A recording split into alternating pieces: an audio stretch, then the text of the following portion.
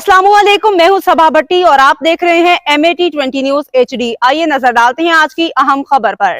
पिंडी भटिया से खबर शामिल करते हैं। अपने तहसील रिपोर्टर की रिपोर्ट के मुताबिक पिंडी भटिया मुकामी निजी कॉलेज की ओपनिंग तकरीब से खिताब करते हुए मारूफ एंकर और chairman world Punjabi union Pakistan Mudassar Iqbal Bhatt ने कहा कि हमें अपनी माँ बोली ज़ुबान को नहीं भूलना चाहिए।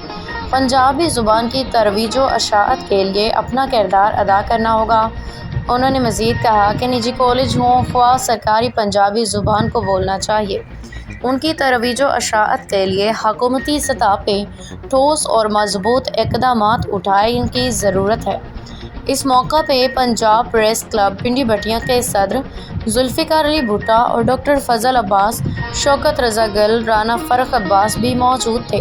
लोगों की कसीर तादाद ने शिरकत की।